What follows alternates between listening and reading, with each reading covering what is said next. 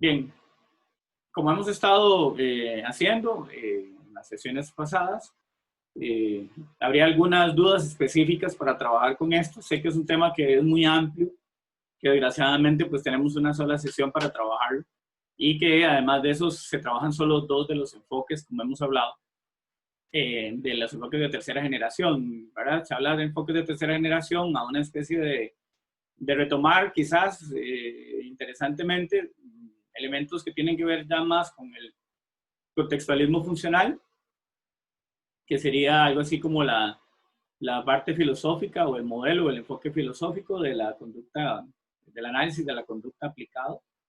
Y es una derivación directa del conductismo radical skinneriano, es decir, las propuestas de Stephen Hayes, por ejemplo, en el caso de la terapia de aceptación y compromiso, las mismas propuestas de Marshall Linehan de la terapia dialéctico-conductual, que son los dos enfoques principales que se trabajan en este capítulo, ¿verdad? Pero también habría que agregar allí la terapia analítico-funcional de Kohlenberg y Tsai, eh, que también es un enfoque muy centrado en el contextualismo funcional y en el conductismo radical, que tiene muchos puntos afines con estos otros dos enfoques. Y a eso habría que agregarle la terapia cognitiva con mindfulness, que ustedes vieron ahí, la terapia integrativa de pareja, que sería como el modelo de tercera generación para las terapias de pareja cognitivo-conductuales, que desgraciadamente pues eso lo veíamos antes en el curso de familia, en el módulo de familia. Desgraciadamente, ante la salida del doctor Ronald Ramírez, la dirección de la escuela simplemente lo quitó y asignó otro módulo de familia desde el punto de vista sistémico o humanista, no recuerdo bien. Y digamos que se volvió de un plumazo el enfoque cognitivo-conductual del curso de familia, que ya no existe, digamos, la opción de poder abarcarlo desde ahí. Y incluso, bueno, igual pasa con la parte de salud, y en la parte de salud pues se trabajaba también un poco las terapias de tercera generación, ¿verdad? Pero actualmente pues creo que solo hay un curso estrictamente cognitivo-conductual del módulo de salud, que es el de Anita, el de Ana María Jurado, el de la grado. Y ya el que estaba de Ronald, nuevamente tampoco, ya lo asignaron con alguien con otra perspectiva. Igual pasó actualmente con el último módulo de salud, que era el que daba Manuel Solano, que también al pensionarse, en vez de seguir con la línea o con la parte cognitivo-conductual, pues obviamente pues, la escuela tomó algunas decisiones que son típicas de pues, asumirlo y expandirse otros enfoques que suelen ser bastante expansivos y que no les gusta dejar nada a otra cosa, ¿verdad? Y eso hace que famosos disque multiparadigmas de la escuela pues queden en duda, ¿verdad? Porque no es tan cierto que sea multiparadigmático. Hay cursos que solamente tienen un enfoque, ¿verdad? Y no son pocos en realidad los cursos que solo tienen un enfoque y bajo esa línea se manejan. Pero bueno, eso es otro punto. La idea básicamente del enfoque, decíamos, de Christensen y Margolin, por ejemplo, o Christensen y Gottman y otros autores, que tiene que ver con las terapias de tercera generación enfocadas en la parte de familia, pero sobre todo en pareja, que ahora se trabaja más en pareja que en familia, se trabaja más con el sistema parental que con el sistema familiar en términos generales, por las dificultades que se tiene a veces para tener una familia completa en terapia, de tiempo, dinero y un montón de cosas más, por ejemplo. Entonces, también incluiría el modelo de terapia de activación conductual, que es un modelo que es lástima que no podemos enfocarlo, pero es como el modelo por elección en la actualidad para trabajar con depresión. Es el enfoque basado en la evidencia que más probablemente soporte tenga, más apoyo tenga. Entonces es muy importante a la hora de revisarlo porque es un enfoque, decíamos, súper importante. Y hay muchos enfoques en este caso. Como les decía, en un mensaje que les envié temprano, en mediación virtual van a encontrar, aparte de la presentación con audio de este capítulo, también un par de textos que son fundamentales. Uno de Marino Pérez Álvarez, un español, sobre terapias de tercera generación. De hecho, es un libro completo enfocado solo en terapias de tercera generación para que puedan profundizar mayor en detalle lo que vamos a estar conversando esta tarde. Y, por supuesto, también el texto, un texto fundamental de terapia de dialéctico conductual, que es precisamente el manual de tratamiento del trastorno de personalidad límite de Marshall Linehan, donde especifica gran parte, digamos, de su modelo, tanto de la teoría biopsicosocial del trastorno de personalidad y también, pues, obviamente, los elementos de intervención, tratamiento, el manejo, que ustedes vieron que es un manejo complejo porque requiere tanto sesiones individuales como un apoyo, un soporte de sesiones grupales también para generar cambios, sobre todo por las características particulares de los trastornos que se abarcan, digamos, en esta línea, que tienen que ver mucho con problemas de disregulación emocional, ¿verdad? Que vamos a encontrar personas con muchísima dificultad para poder controlar sus emociones, donde reaccionan muy rápidamente ante situaciones que tal vez no merecen o no se dan, pero desgraciadamente una vez que reaccionan tienen una limitación importante para poder regularse y para poder regresar, digamos, a los estados iniciales de tranquilidad o de calma en el que se estaba, ¿verdad? Y es una de las grandes dificultades a la hora de hacerlo, incluso tienen gran dificultad hasta para restablecer el equilibrio fisiológico, ¿verdad? Cuando hay una respuesta de alta demanda, una respuesta exigente de estrés, que lleva a la disregulación emocional, a provocar incluso comportamientos altamente disruptivos, como puede ser la violencia o las conductas agresivas, daño psicológico, daño físico, conductas impulsivas, por ejemplo, presentarse a un restaurante o a un trabajo de una pareja y hacer un escándalo. Y por supuesto, conductas inclusive, si no pueden expresarse adecuadamente la parte emocional, un problema también de autolesión o de automutilación, no muy severo, pero que sí efectivamente ya empieza a generar otras preocupaciones adicionales. Y sin contar conductas de riesgo, ¿verdad? En caso de trastorno límite, como puede ser consumo de sustancias, de drogas, y también, por supuesto, el meterse en problemas relacionados directamente con conductas sexuales de altísimo, no alto, altísimo riesgo, que incluye tanto promiscuidad como puede incluir también carencia de protección y también pues riesgos, ¿verdad? De personas desconocidas, de situaciones peligrosas, etcétera, donde las personas se suelen exponer y que por ahí, bueno, obviamente el enfoque de terapia electroconductual ha sido altamente efectivo para el trabajo con estas poblaciones que antes era muy difícil realmente de trabajar o de lograr realmente cambios en las personas a partir de los enfoques más comunes o más tradicionales de psicoterapia. Entonces, decíamos, el enfoque de las terapias de tercera generación están relacionados directamente con el contextualismo funcional, ¿verdad?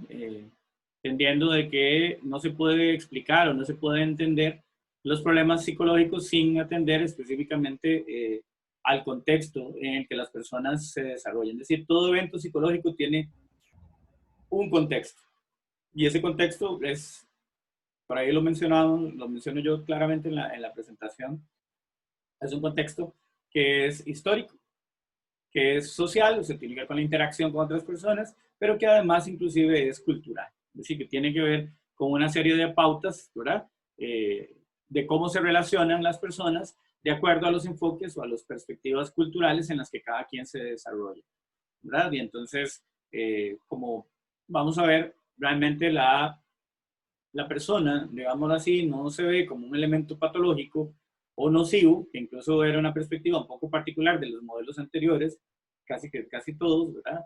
Si la patología está en el individuo, usted lo ve, decíamos, en enfoques farmacológicos, de medicamentos para tratar los problemas, o sea, el problema es un problema bioquímico, tiene que ver con ajustes de neurotransmisores, a veces tiene que ver, claro, pero no es solo eso el problema. Tampoco es, incluso en los modelos de segunda generación, la patología en términos de los pensamientos distorsionados o pensamientos inapropiados o inadecuados, y que de alguna manera la forma en la que yo, si lo veo de un enfoque, cuando decíamos, muy radicalmente cognitivo, caemos también en un enfoque muy mentalista, digamos, que el problema está en la persona solamente.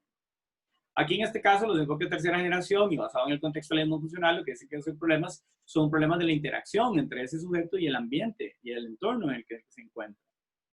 Entonces, no toda la responsabilidad recae precisamente en la persona. Por ejemplo, uno puede pensar que hay factores de depresión que no todos son psicofisiológicos o que no todos son cognitivos.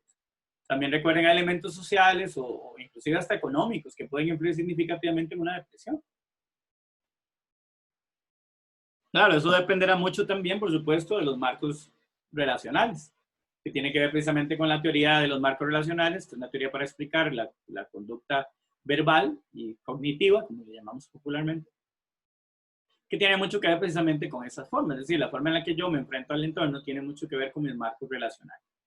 Con todas las experiencias y todas las cosas que he vivido, las cosas que me han modelado, las cosas que me han dicho a través de instrucciones, y cómo eso va generando un marco de relación, es decir, una serie de ideas, sentimientos, conceptos, sensaciones, etcétera, y que todas como tal están relacionadas con algún tema en particular, ¿verdad?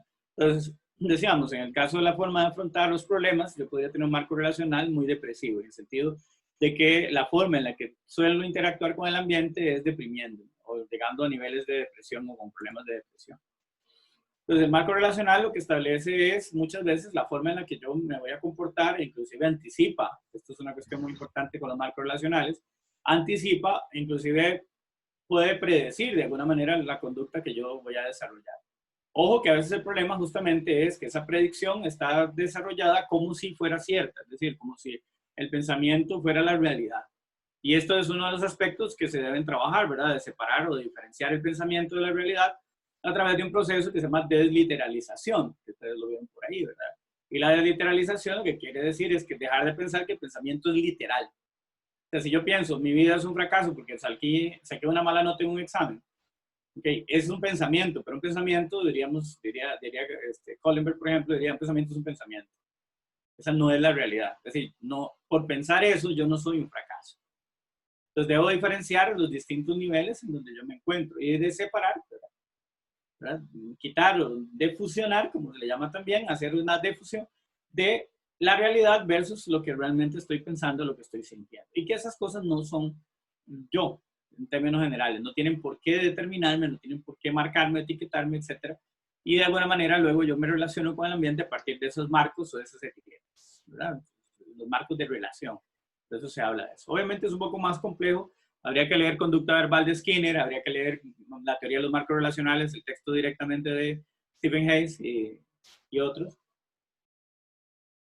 para poderlo revisar y poder generar algunos elementos importantes. Ahora, como ustedes ven, mucho del enfoque tiene que ver también con elementos que antes no se consideraban tan importantes, ¿verdad? Es decir, un enfoque que quizá por ahí lo hemos discutido, de centrarnos como en asuntos eliminativos o de modificar solamente ciertas conductas o de quitar, digamos, el malestar, que eso es un tema interesante, ¿verdad? Que es un tema que se trabaja en terapia en las primeras sesiones, es decir, usted viene buscando que le quiten el malestar a terapia y el terapeuta debe ser muy claro y muy empático, obviamente, en la forma en la que lo establece, en la forma en que lo dice, que de alguna manera lo que le dice es, pues, no es tan importante los síntomas, ¿verdad? No es importante quitarle los síntomas, lo importante es cómo usted los va a afrontar, cómo los va a manejar a partir de ahora, porque probablemente algunos de estos síntomas van a venir. Pensemos en pensamientos obsesivos, en una persona con problemas de conducta obsesivo-compulsiva. Entonces, muchas veces las personas van a tener que lidiar con los pensamientos todo el tiempo, no van a dejar, digamos, en este caso, de venir, porque son intrusivos. Esa es su característica principal. Aparecen cuando uno no lo espera y cuando uno menos quisiera que aparezcan. Entonces hay que saber precisamente cómo es que yo lo voy a afrontar, cómo voy a manejarlo y cómo voy a salir adelante a partir de la situación. Y por eso sí, precisamente se enfoca muchas veces en el control de las conductas de malestar. Está claro, sí, trabajamos relajación, trabajamos, etcétera, pero de alguna manera la aceptación incluye procesos que están muy ligados al proceso de exposición. Si conforme yo acepto la situación, el malestar y lo empiezo a manejar de una manera diferente y a tolerarlo de una manera diferente, me voy a encontrar con que cada vez me molesta menos. Es decir, de manera indirecta, de alguna forma, la sintomatología por la cual yo voy a consulta y que quiero que me la quiten porque mi vida depende de que me quiten eso, yo quiero volver a ser feliz, pues evidentemente uno trabaja sobre ciertos comportamientos para poder regular y controlar, sobre todo buscando la autorregulación emocional de las personas. Pero a la larga, el enfocarse sobre todo en aspectos positivos hace que las personas, después de cierta cantidad de sesiones, incluso te digan, mira, yo vine aquí porque tenía ataques de pánico y ahora estoy hablando de otra cosa.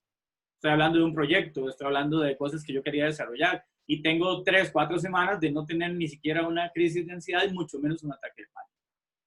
Que es un poco lo que se trabaja esto. No es que se deja de lado o se olvida, digamos, toda la segunda generación o la primera generación de terapia, sino que se le da un enfoque, un marco general, digamos, un marco distinto, entendido dentro de esto, la parte cognitiva, más como marcos de relación entre el entorno y la persona, que como problemas de distorsión o problemas de pensamientos irracionales o como problemas patológicos, digamos, de alguna manera, sino que se enfoca sobre todo en ese elemento. Y otro elemento importante, entonces, tiene que ver con la otra parte, es justamente ya a partir de la aceptación empezar a trabajar con los valores, ¿verdad? Obviamente ya estoy metiéndome un poquito con la terapia de aceptación y compromiso desde hace un rato, pero va mucho en la línea de lo que estamos hablando. Quizá porque al ser Stephen Hayes, el principal autor de la terapia de aceptación y compromiso, y ser también el principal autor desde el punto de vista filosófico del contextualismo funcional y de la teoría de los marcos relacionales, pues se ligan muchísimo. Ambos enfoques obviamente se amarran mucho con la teoría que los sustenta, con los enfoques tanto filosóficos y teóricos que sustentan las terapias de tercera generación. Y es un poco, digamos, lo que arrancamos trabajando en estos enfoques, ¿verdad? El contexto siempre es importante, pero recuerden que el contexto es histórico, es social y es cultural. No solamente cuando hablamos de contexto, no hablamos solo como de contexto físico, sino tiene que ver con el contexto inmediato, la familia, el trabajo, la pareja, etcétera, etcétera, etcétera. Y cómo las personas se relacionan con esos entornos particulares.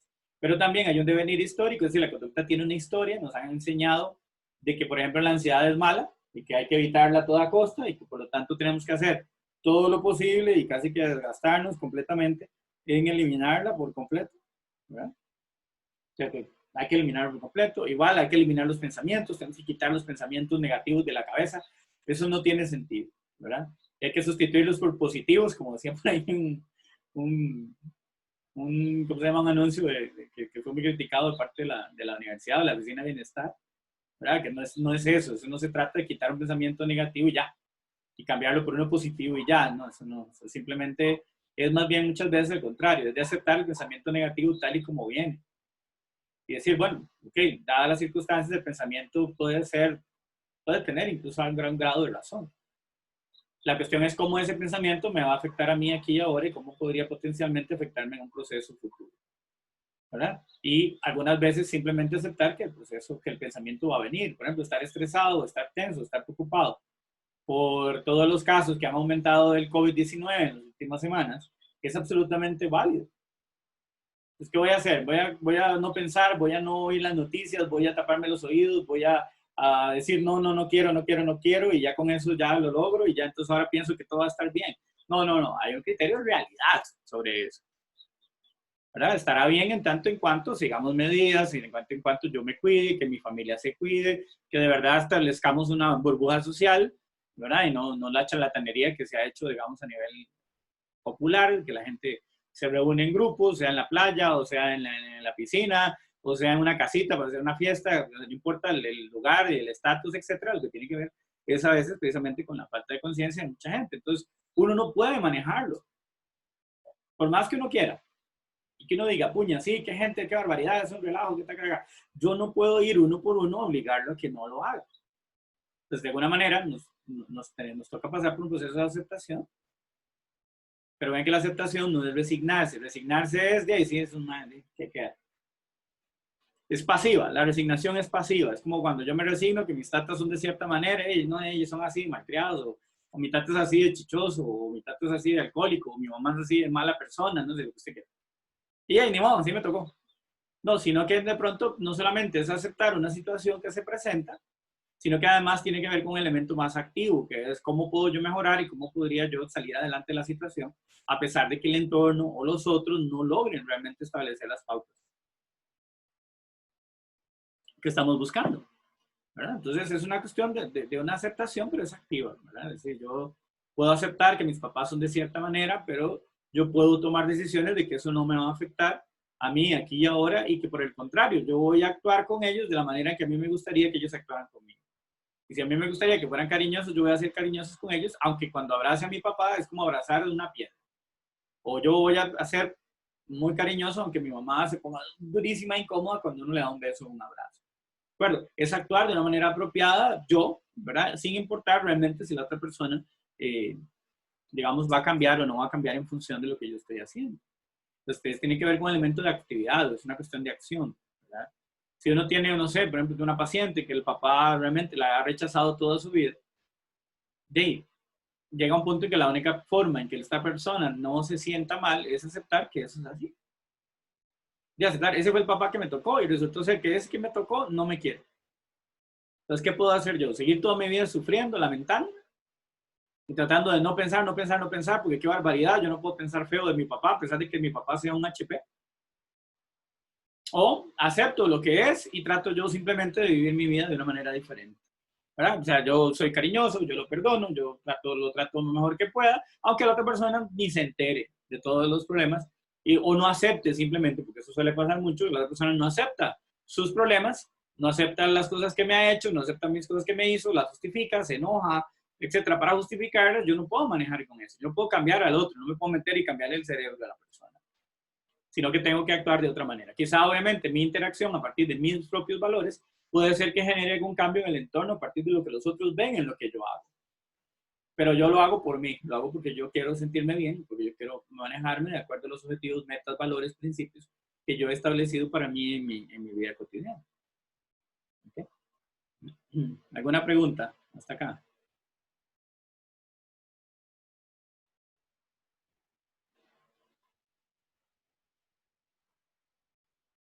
¿Alguna pregunta, alguna duda de lo que hemos mencionado hasta ahora? Por lo menos yo no, profe. Ok, gracias. ¿Alguien más? ¿Estamos todos ahí? ¿Me están escuchando, sí? ¿Ya se Sí, profe. durmieron? Sí, profe. ¿No tomaron suficiente café en la tarde? Yo no pude tomar, estaba corriendo.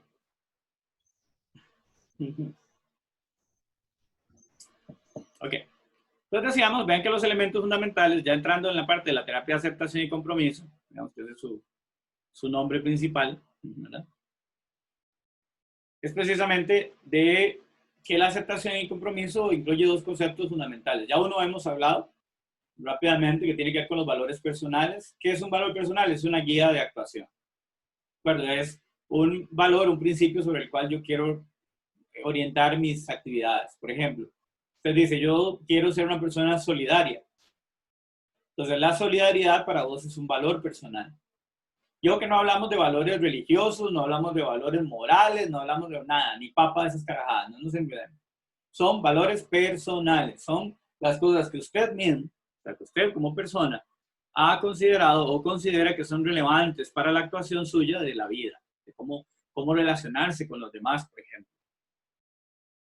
Entonces, piensen rápidamente, piensen en dos valores que ustedes creen que guían su vida. Y si gustan, lo pueden compartir con nosotros, con el grupo. Puede ser honestidad. Honestidad. Okay. Y respeto. Sí, hay respeto, perfecto. Gracias, Camila. ¿Otro más? Puede ser, digamos, los míos pueden ser empatía y como adaptación. Perfecto, ok. Empatía y adaptación. ¿Adaptación en qué sentido, Ashley? O sea, como adaptarse como a los diferentes grupos o a las diferentes personas digamos, con facilidad, pues. Ok. Yo le cambiaría de adaptación por flexibilidad. Flexibilidad, ok. Porque adaptación podría sonar que yo me adapto para caer o para calzar, ¿verdad? Mientras que la flexibilidad es un valor, de hecho lo discutimos ahora más adelante, la flexibilidad psicológica es importante, es decir, poder adaptarme a diferentes contextos, en diferentes momentos, situaciones, personas, es una gran habilidad. Muy bien, gracias. ¿Quién más? Valores personales, cosas que ustedes consideren que son valores propios. Pues creo que tal vez yo también como Ash diría empatía y Empatía. alegría. Ok. ¿Alegría en sentido de sentirse alegre o hacer que otros se alegren? O ambas cosas. Como de ver con júbilo tal vez la Okay. vida en general. Ok. Excelente. Suena bien. Ok. Obviamente vean que las preguntas que hago son incluso, digamos, preguntas que uno haría en la terapia, ¿cierto? Para poder clarificar lo que la otra persona está queriendo decir, porque yo no tengo bola de cristal, tengo que preguntar. Y se puede interpretar mal o se puede interpretar bien y no necesariamente. ¿Okay? ¿Qué más? Bueno, yo diría, no sé, apoyo y escucha. De apoyo, en el sentido de colaborar, de ayudar, de Sí, de proteger. sí, como sí, de estar dispuesto a proteger, a estar presente. Okay, muy bien. En ese sentido, sí. Muy bien, excelente, gracias. Gabriel. ¿Alguien más? O yo, honestidad y lealtad. Ok, honestidad y lealtad. Ok, perfecto. ¿Alguien más?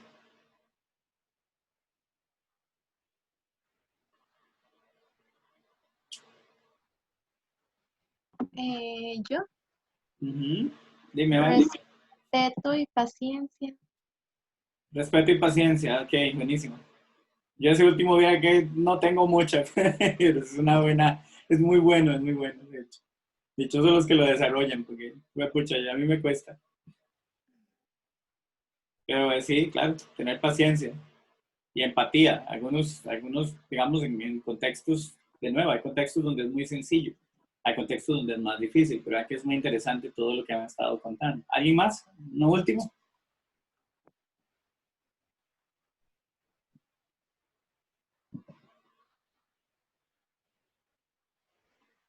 Ok, entonces bueno, si alguien más, ahora se tira pista, no hay problema.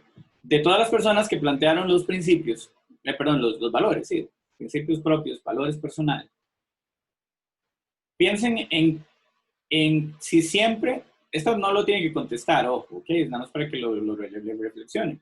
Piensen si siempre son coherentes con esos valores. Porque obviamente tienen más, pero digamos que pensemos en los dos que plantearon y pensemos si son coherentes, es decir, si buscan esos objetivos o esas metas todos los días, por ejemplo. ¿Ok? O sea, pregúntese usted mismo si todos los días usted hace cosas para poder cumplir con sus valores, con sus principios.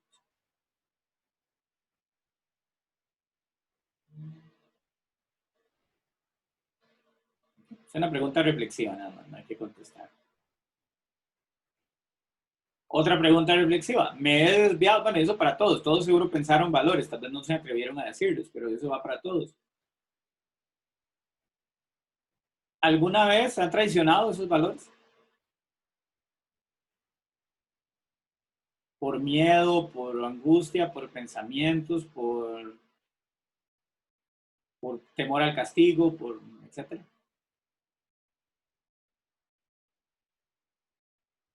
Piénsenlo nada más. ¿Qué ha pasado? ¿Y cómo se sintieron cuando eso pasó? ¿Se han sentido confundidos? ¿Se han sentido perdidos? ¿Se han sentido como un barco en alta mar, sin una brújula, sin motor, sin vela, sin nada? Probablemente sí. Bueno, así se sienten los pacientes.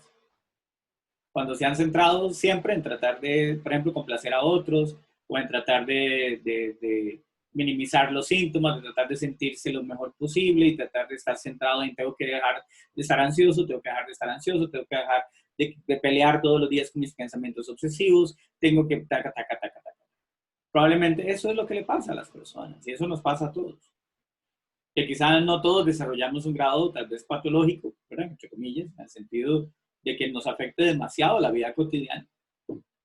Pero nuestros pacientes sí. Ok, ellos van a llegar a consulta porque quizás no solamente no han logrado el objetivo que ellos tienen de controlar o de evitar a toda costa el malestar y los problemas, eso es lo que llamamos precisamente evitación experiencial. ¿Ok? De terapia de aceptación y compromiso, la evitación experiencial precisamente es hacer un esfuerzo significativo, ¿verdad? Hacer todo un esfuerzo significativo para evitar el sufrimiento y el malestar. Y esto en vez de ayudarnos, más bien nos genera un mayor sufrimiento, un mayor grado de malestar, ¿de acuerdo? Entonces, esa precisamente, bueno, este pequeño ejercicio es para reflexionar nosotros sobre eso. A todos nos puede pasar. Incluso en algún momento usted está joven, en algún momento de su vida más adelante podrían hacer esa misma reflexión, porque decir, pucha, ¿de dónde quedaron mis objetivos, mis metas, mis valores? Y vean que son valores personales, cosas que para ustedes son importantes. ¿Verdad? La honestidad, por ejemplo, es un valor, para mí es importante. ¿Okay? La solidaridad es un valor importante. ¿Verdad? Ser solidario y tiene mucho que ver con el apoyo, con la empatía, con estar ahí para los demás, con la escucha, ¿verdad? Todo eso está relacionado precisamente, ¿verdad? Que tiene que ver no solo con la parte académica, por ejemplo, de alguna manera, quizás la escogencia de carrera tenga que ver con sus valores, y es probable, y eso está muy bien, o sea, ¿verdad? Creo que son los valores personales, claramente influyen en la decisión de elegir una carrera como la nuestra, que es una carrera que no es fácil desde el punto de vista emocional, afectivo e incluso personal en términos generales. ¿verdad? Académicamente, pues puede ser más o menos fácil dependiendo de los cursos y de quién le dé el curso y esas cosas, ¿verdad? No es una carrera excesivamente, ¿cómo se llama?, pesada desde el punto de vista del tipo de información, pero sí desde el punto de vista de la cantidad de información y sobre todo, decíamos, del manejo de la parte personal, ¿verdad? Porque o sea, si estudias ingeniería no te va a cuestionar nada, absolutamente nada. Te tienes que aprender lo que hay que aprender. Inclusive la misma medicina tampoco te va a cuestionar nada. Simplemente el cuerpo es lo que es y se repara de la forma en que debe repararse. Sin embargo, la parte psicológica siempre es compleja por la parte emocional, ¿verdad? Y rescato esto porque también es un elemento importante. En las terapias de tercera generación es el rol del terapeuta y también digamos, las capacidades y habilidades que el terapeuta tenga. No se menciona mucho en el texto, pero sí es importante, lo hemos hablado, ya no solamente desde el punto de vista técnico, profesional, que son fundamentales, obviamente, si usted no tiene entrenamiento y capacitación, pues va a estar en problemas, si usted no sabe lo que tiene que hacer, va a estar en problemas, por las buenas intenciones que tenga, pero también entra en juego la parte personal, los momentos difíciles que uno pueda estar pasando, las dificultades en que se pueda llevar, y por supuesto que no es fácil, digamos, lidiar con algún tipo de problemas psicológicos de algunas personas, que inclusive pueden meter en problemas al propio terapeuta. Por ejemplo, cuando uno trabaja con adicciones o con trastornos de personalidad como el burnout, por ejemplo, que inclusive podría en algún momento haber algún asunto con la interacción entre el terapeuta y la persona, porque podría haber hasta dificultades, podría haber desacuerdos o desencuentros, que tal vez en otros problemas no es tan frecuente, pero que en algunos casos, por ejemplo, decíamos, en adicciones o en algunos trastornos de personalidad podría haber problemas, choques, etc. Y es parte importante de la interacción entre paciente y terapeuta, la parte de la alianza terapéutica es fundamental a ese nivel de lo que se debe trabajar. Entonces, ¿verdad? Vean que hablamos de dos conceptos fundamentales, valores personales y evitación experiencial. Sí, la persona se levanta en la mañana, se siente bien, pero podría estar preocupado de que más tarde va a volver a la ansiedad. Un paciente te va a decir, mira, es que yo estoy muy bien en la mañana, pero yo al rato empiezo a preocuparme de que, de puña, estoy muy bien, entonces más bien estar bien está mal porque yo creo que más tarde la voy a pasar mal. O sea, como que es hasta malo estar bien, sentirse libre, digamos, de los pensamientos o de los problemas que yo tengo. Cosa que no es así, pero la persona podría pensar hasta que no está mal y que más bien se va a castigar casi el doble después en la tarde o en la noche cuando vengan los síntomas o los problemas o las dificultades, ¿verdad? Lo mismo si tenemos a una persona con un trastorno bipolar y que efectivamente pues hay que aceptar la condición, ¿verdad? De que tiene un origen biológico y que obviamente pues hay que tomar cierta medicación, pero está claro que también hay otros problemas que tienen que ver con la vinculación social, con la interacción familiar, etcétera, con la pareja, etcétera, que una persona pueda tener durante estos periodos, ¿verdad? Y cómo dejar pasar esas sensaciones y cómo aceptar esas sensaciones puede ser importante. Y no pelearme con ellas, ¿verdad? Decíamos, no discutir y pelear con estas sensaciones, sino que aceptarlas como parte de la vida cotidiana, parte de la vida, ¿verdad? Quizá también afecta mucho, de nuevo, el contexto social en donde se nos hace creer de que la felicidad es un estado de que hay que llegar. Y esto ustedes lo han visto mucho y está muy en boga en ciertos modelos de psicología, bueno, de pseudopsicología, ¿verdad? De piense positivo y otras carajadas, ¿verdad? Es como que con solo pensarlo ya todos los problemas se fueron. Entonces, es peligroso incluso porque implicaría completamente evitar todo lo que no me guste, todo lo que no me agrade, todo lo que no esté bonito, todo.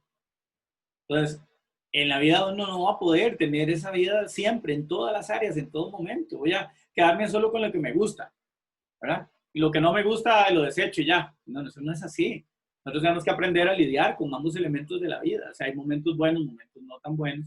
Hay momentos malos, malísimos y pésimos, y hay momentos buenos, buenísimos y magníficos. Y ambos son parte de la vida. La vida es un proceso en donde estas cosas pasan, ¿verdad? Muy como al estilo, tal vez, decíamos, de los conceptos orientales, que a veces sí hay algunos metidos dentro de los enfoques de tercera generación, por ejemplo, la terapia dialéctica, del yin y el yang, ¿verdad? De esas dicotomías, de esas dialécticas de la vida cotidiana, ¿verdad? La dicotomía resistencia y cambio, ¿verdad? O consolidación-cambio, por ejemplo, ¿verdad? O aceptación, en el caso de como habla Marshall Linehan, entre aceptación y cambio, ¿verdad? Me acepto como soy, acepto lo que soy, acepto a la persona, me valido como ser humano, pero también entiendo, ¿verdad? Y esa es la paradoja, o esa es la dialéctica, que también tengo que evolucionar, que tengo que cambiar. No me puedo quedar solamente en la aceptación, ¿ok? Es como las personas cuando trabajan, ok, acéptese porque usted es gordito y acéptese. ¿Ok? De nuevo, o sea, aceptarse, decir, sí, no, yo soy así y ya. Y me acepto, ok, pura vida, eso está bien, de alguna manera. Pero ojo que desde el punto de vista de la acción, ¿verdad? La otra parte de esa dialéctica es qué estoy haciendo yo para mejorar mi salud. Porque no estamos hablando del peso. O sea, el peso es una variable, es un factor que sube y baja, sino de la salud, ¿verdad? O sea, ¿qué hago yo por mantener mi salud? Que como bien, que hago ejercicio, qué tal, me voy nutriendo y de ahí en el camino voy perdiendo peso, pero eso puede ser muy lento, ¿verdad? No me obsesiono con el asunto del peso, pero tampoco digo, yo me acepto así, peso 200 kilos. Okay, esa aceptación es irracional, en el sentido de que está bien, yo me amo como soy, etcétera, pero también tengo que empezar a cambiar. No sé si queda claro esa dialéctica, porque no me gustaría que pensaran de que qué malo, o sea, no, qué malo, qué mal que la gente no se acepte, no. Hay un proceso de aceptación, pero también un proceso de cambio. O sea, yo me acepto como soy, pero también sé que tengo áreas en mi vida que sigo fallando, que sigo haciendo cosas que no son sanas ni para mí ni para los demás, por ejemplo. Entonces, vamos en proceso de constante mejoría y eso depende obviamente de nuestros objetivos y nuestras metas y hacia dónde vamos como personas. Y eso es lo que buscamos también como terapeutas, que nuestros clientes, desarrollen, ¿verdad? ¿Ok? ¿Alguna pregunta hasta ahí? No, profe. ¿Vamos claros? Bueno, Sí. profe, yo estaba levantando la mano, pero no, no Perdón. salió. Primero, disculpe por entrar tan tarde. Yo hoy tenía ganas de meterme, pero la conexión de mi casa a veces se viene y se va, entonces es como complejo. Una cuestión que quería, digamos, como preguntarle ahora que estaba hablando de eso, que principalmente ese tema como que me llama mucho la atención, es que yo comprendo, digamos, como ese punto de vista de querer hacer crecer a la persona y todo eso, pero hasta cierto punto, ¿qué tan involucrado tiene que estar el terapeuta para, digamos, ese cambio? Porque, digamos, en parte yo creo que la persona debe querer hacerlo, ¿no?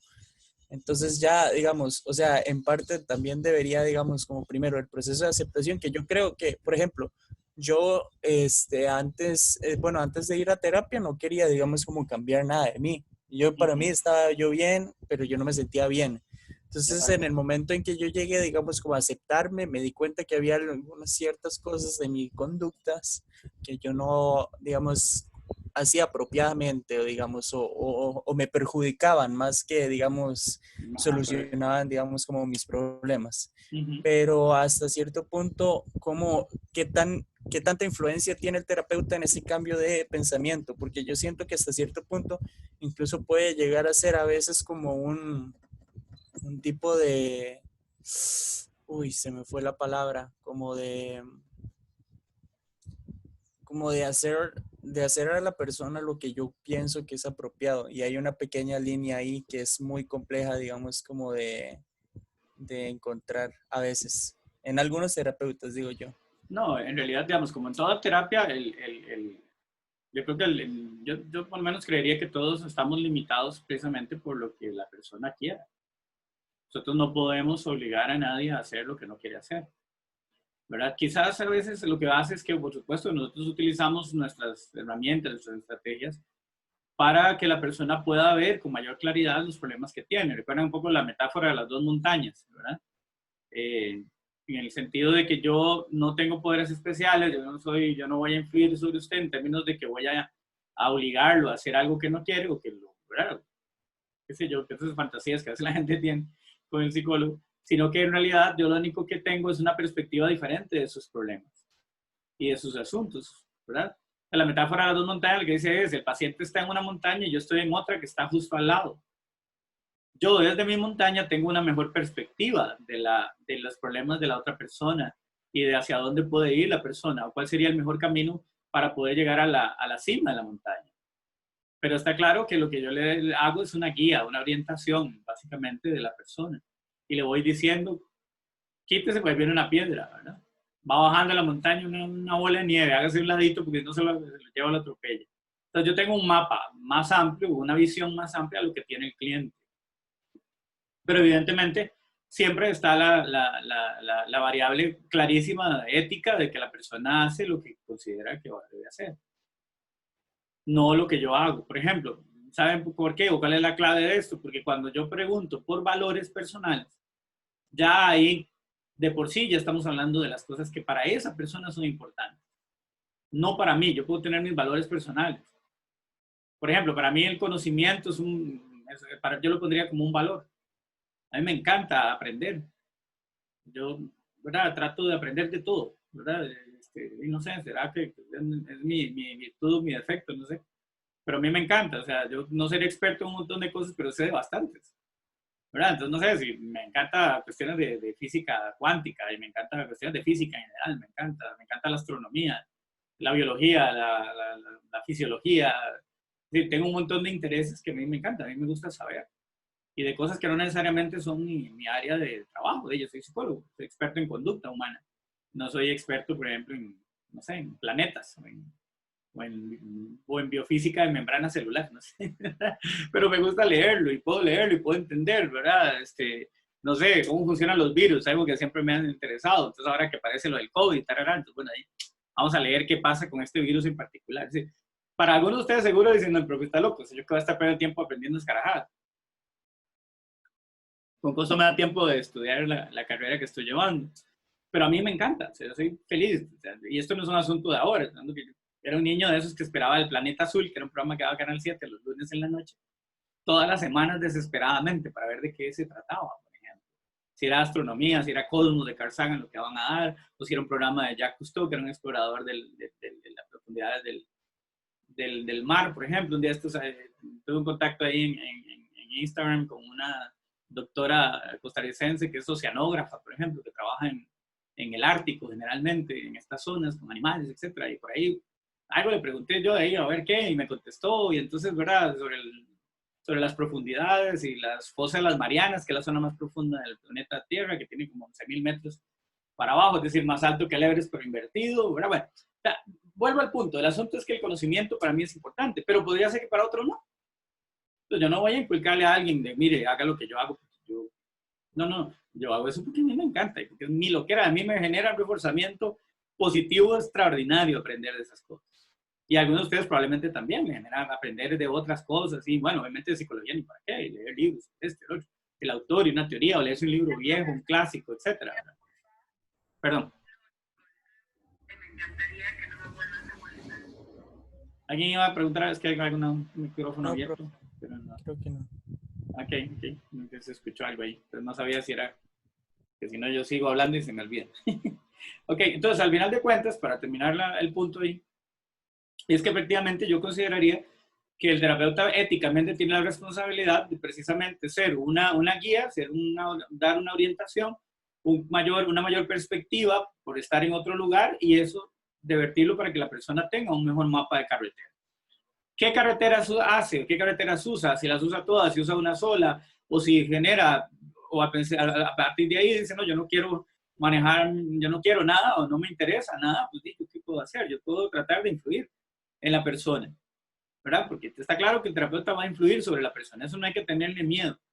Tampoco hay que decir, como dicen algunos, ay, no, eso está malo. No. El terapeuta puede influir sobre el cliente, esa es su postura, su posición de poder puede influir.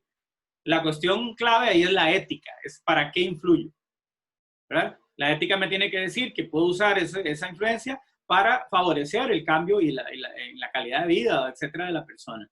No para mí, obviamente, que ya eso es otro tema que hemos conversado algunas veces, ¿verdad? De generar dependencia y de generar procesos emocionales muy, muy conflictivos, donde la persona entonces dura años en terapia y nunca se va porque siempre está mal y justamente siempre está centrado en sus problemas, siempre está centrado en los síntomas y cómo tratar de controlarlos o evitarlos, y así puede pasar años sufriendo en un malestar por una cuestión ética de un terapeuta que no hace lo que tiene que hacer. Pero yo creo que sí, es cierto que siempre hay que estar muy atento, porque nosotros no podemos obligar a nadie a hacer algo que no quiere, jamás, bajo ninguna circunstancia.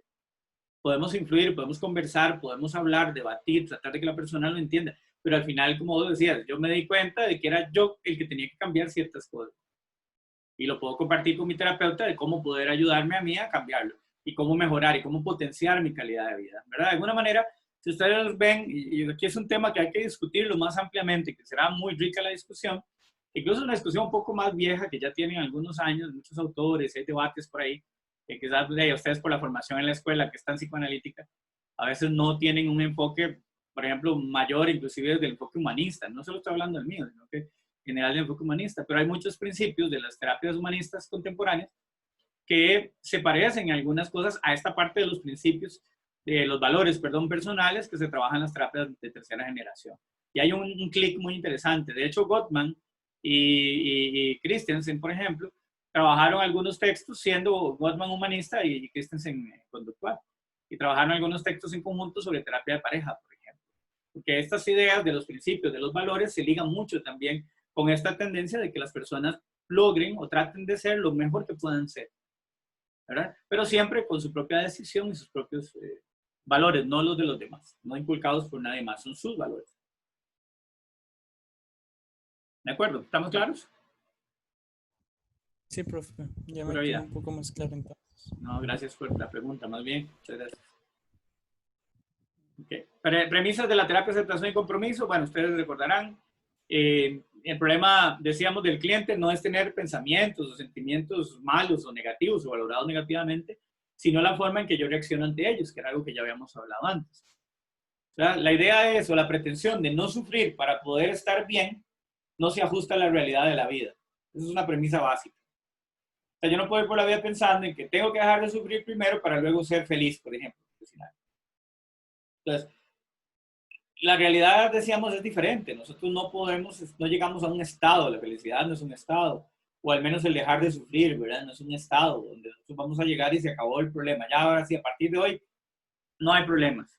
No, eso siempre vamos a tener que lidiar con problemas. La vida real es eso, la vida real está llena de elementos bonitos, positivos, elementos neutros o planos y elementos no tan bonitos, pero todos son parte de la misma vida. O sea, no podemos pretender parar el sufrimiento para luego poder hacer otras cosas.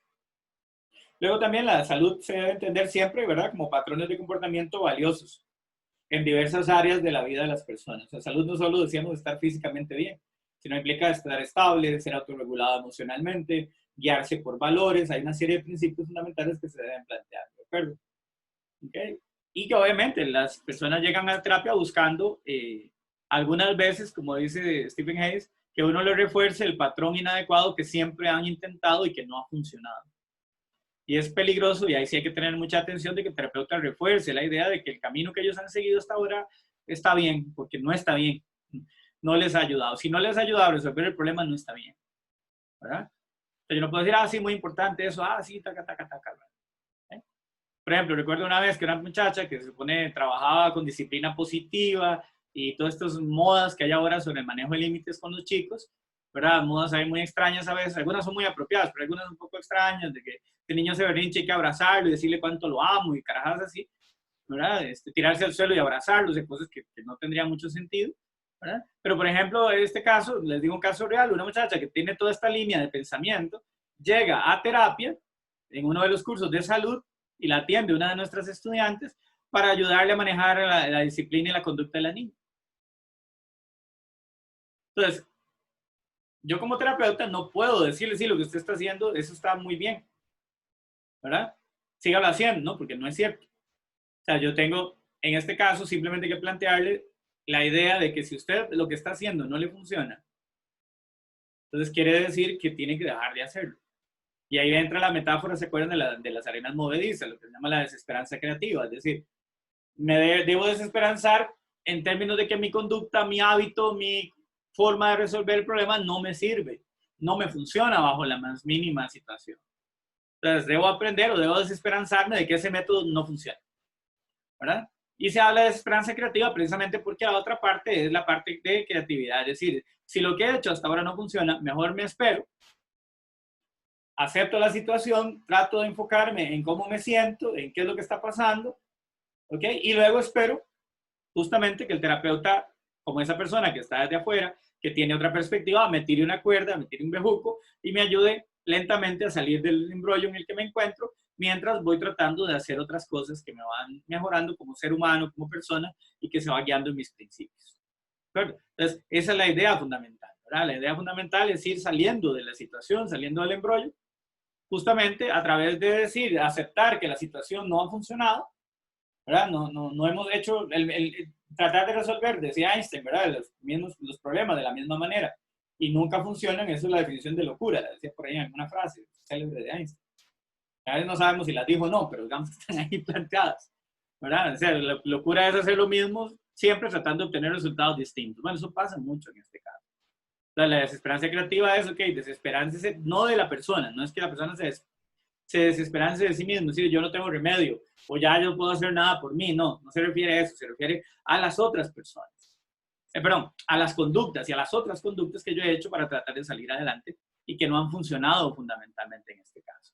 Bueno, entonces, derivado de todo esto, los problemas psicológicos, ¿verdad?, vendrían a partir del papel protagonista que yo le doy a estos contenidos y el control que yo le doy a estos comportamientos sobre mi vida. Y entonces el problema es el control muchas veces, ¿verdad? A veces, como decía como decía Jay Haley, terapeuta sistémico, a veces el problema, la solución del problema es el problema. Es decir, tanto que he intentado resolver, que eso más bien se convierte en un problema, porque cada vez que lo intento y no funciona, me siento peor, viene el malestar, vienen pensamientos negativos sobre mí mismo, y esto va generando un círculo vicioso que me hace sentir cada vez más triste y que potencialmente favorece elementos, por ejemplo, depresivos, ¿verdad? También es importante, decíamos, el rol del terapeuta y el rol del paciente en estos casos. Siempre debe ser súper importante el análisis del contexto terapéutico, ¿verdad? En donde se desarrolla, cómo es el rol del terapeuta. Y como decíamos, no es como alguien que lo sabe todo, sino más bien como alguien que acompaña, que ayuda, que apoya, justamente, y que cuida. Incluso algunos hablan de cuidar al paciente en su camino personal hacia lograr sus metas o la realización de su vida o de las cosas que él pretende desarrollar. ¿Okay?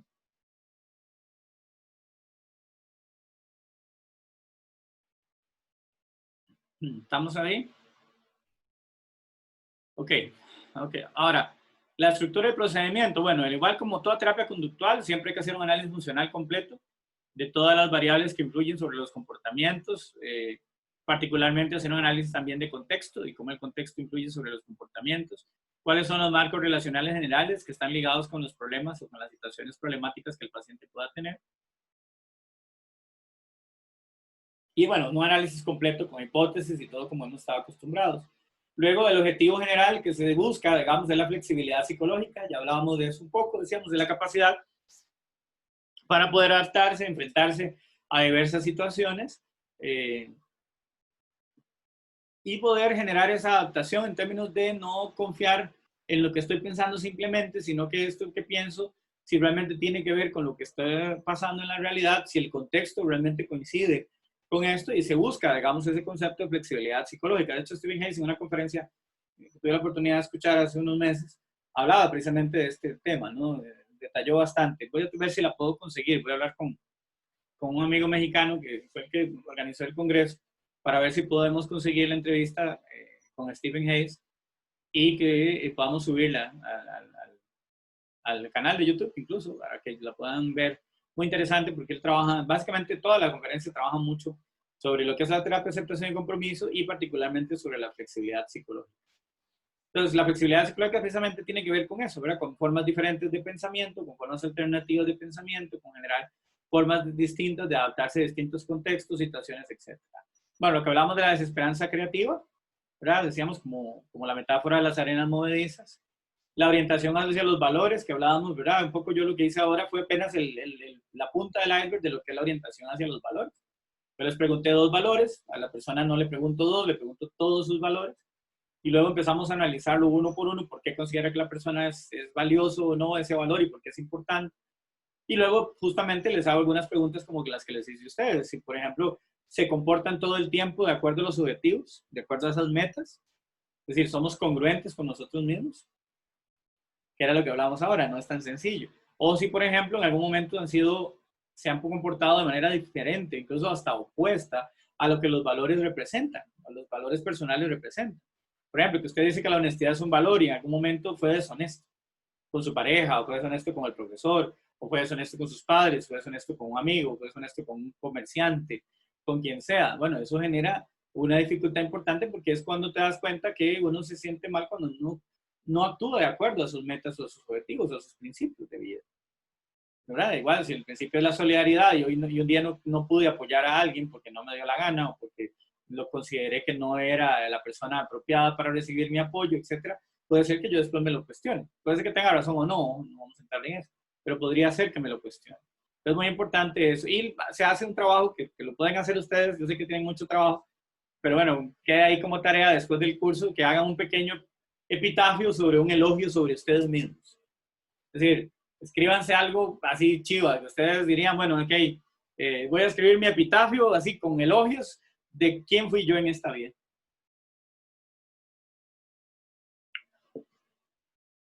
Obviamente hay que hacer todo un esfuerzo, ¿verdad? Sabemos que culturalmente estamos más enfocados a veces en lo negativo, en el castigo y otras variables y no necesariamente en el elogio, ¿verdad? Pero el elogio de uno mismo tiene que ver con qué cosas hago yo y cómo eso tiene que ver con mis valores personales, ¿verdad? Luego abordar el control como parte del problema, ¿verdad? El problema tiene que ver con a qué le doy yo el control, si yo tengo el control o son los pensamientos o son los sentimientos o son las circunstancias lo que tiene el control. La aceptación, como ya habíamos hablado, la difusión cognitiva, ¿verdad? Que tiene que ver precisamente con lo que hablábamos de separar los pensamientos de la realidad. Y es la metáfora de las nubes que pasan, ¿verdad? Como estar acostado en un zacate, ahí muy chiva, muy bonito, y simplemente ver las cosas que pasan. O sea, un pensamiento es un pensamiento, un sentimiento es un sentimiento, una emoción es una emoción, y una conducta es una conducta. No son la realidad. Son simplemente nubes que pasan. El yo como contexto es muy importante, que es la metáfora de la casa y los muebles. Es decir, la casa es la persona, es el yo, y los muebles son las cosas, los pensamientos, las emociones, los problemas. Es decir, yo soy la casa, no soy los muebles. Y el valor de la casa no se determina a partir de los muebles. Sí, podemos tener muebles caros, muy chivas, es decir, pensamientos positivos, muy lindos y demás, pura vida. Puedo tener pensamientos negativos, muebles viejos, arruñados, comidos de ratón, orinados de perro, de gato, lo que usted quiera, y esos muebles no determinan el valor de la casa. O sea, los muebles se los pueden llevar todos y la casa queda vacía y la casa tiene un valor en sí misma. Es decir, yo tengo un valor en mí mismo y yo no soy los muebles. Si los muebles están, no sé, que los muebles son ansiedad, preocupaciones, angustias, pánico, yo no soy el ansioso, yo no soy el que paniquea, yo no soy el angustiado, no, yo soy una persona que en esta circunstancia, bajo esta condición, me pongo ansioso, puedo entrar en pánico, me puedo deprimir, me puedo sentir mal, pero esas cosas son los muebles. Y hay que separar muy bien el yo del contexto, ¿verdad? El yo de los muebles. Yo soy la casa. Las cosas, las circunstancias son los muebles. Y yo no me determino por eso. Pero es una persona que tiene cáncer, no es un canceroso, ¿verdad? No le decimos así. No es una persona con cáncer, es una casa que tiene unos muebles que en este momento no están bien, que no están funcionando bien. Lo mismo a nivel psicológico.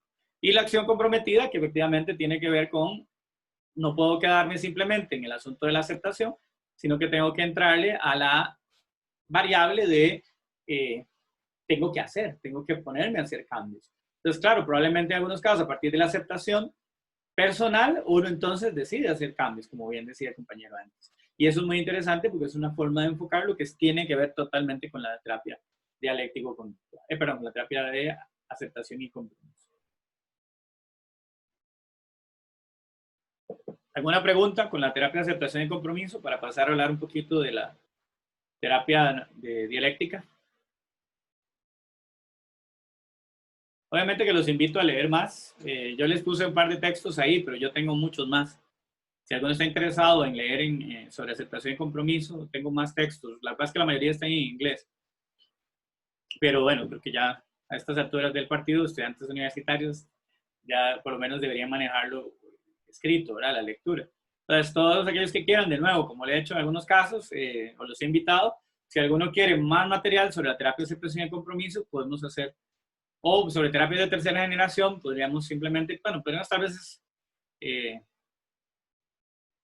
bueno, que algunos me digan si están interesados, y si es así, tal vez hacer una carpeta con todos los textos y subirla al Drive. Creo que sería una buena opción para que tengan acceso fácil todos los que estén interesados, ¿verdad? Que se hayan encontrado algo nuevo y diferente, interesante, a partir de la lectura de este capítulo. ¿Okay? ¿Preguntas sobre terapia de aceptación y compromiso? ¿Alguna duda?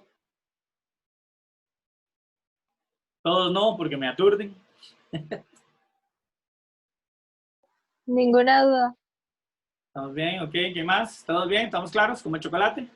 ¿O como el agua? Claros, Ok, como el agua, profe. pura vida, pura vida. Bien, entonces rápidamente voy a hablar un poquito, no me voy a detener mucho porque es bastante amplio, igual que la terapia de aceptación y compromiso. Como les digo, yo he trabajado mucho en la terapia de aceptación y compromiso, es quizás mi enfoque, digamos, yo trabajo con terapia de tercera generación, a veces utilizo algunas herramientas de terapia cognitiva de Beck, probablemente cuando hay pensamientos muy irracionales y de tanto hay que aflojar, digamos, los mecanismos cognitivos muy rígidos. Pero digamos que yo trabajo muchísimo con la terapia de aceptación y compromiso, el uso de las metáforas. Realmente, por lo menos yo he encontrado muchísimo, no solo me siento muy bien trabajándolo desde ahí, los pacientes se sienten muy bien trabajando desde ahí y hay evidencia de la mejoría, ¿verdad? Hay evidencia de los casos. Yo he visto precisamente la efectividad del modelo, la forma en la que se enfoca y bueno, obviamente pues, de los años de experiencia que te va dando también el rodaje, de manejar, digámoslo así, los tres enfoques, es decir, de las tres generaciones, ¿verdad? Que yo creo que es algo también que hay que aprender, es decir, no se puede también dejar de lado toda la terapia conductual clásica, tradicional, no se puede tampoco dejar de lado Beck y Ellis, hay que tomarlos en cuenta. Y todo es un background importante para el desarrollo de las terapias de tercera generación, ¿verdad? En el caso de la terapia de dialéctico-conductual de Linehan es un tema importante, el trabajo precisamente del término dialéctico, ¿verdad? En realidad la conducta operante es dialéctica, lo decíamos desde las primeras clases. Sujeto, la conducta influye el ambiente influye sobre la conducta, sobre el sujeto y su conducta. Hay algo del determinismo recíproco anduriano, ¿se acuerdan, verdad? Personalidad, o sea, sujeto, ambiente, conducta. Y hay una interacción recíproca entre estos elementos. Entonces, la terapia de aceptación de compromiso, por ejemplo, le da mucha importancia al tema, perdón, dialéctico-conductual, voy a cambiarme el cassette, la aceptación y la validación de la conducta del paciente como del terapeuta, tal y como se presenta en el momento. Uno de los aspectos más importantes es que casi siempre, sobre todo por el origen, digamos, de la terapia dialéctica, en cuanto al manejo de los trastornos de personalidad, específicamente el borderline o aquellos que son emocionalmente muy desregulados o con muchas dificultades para el manejo emocional, es la idea de la validación de la conducta, es decir, la persona debe sentirse validada, cosa que no había ocurrido probablemente antes en su vida.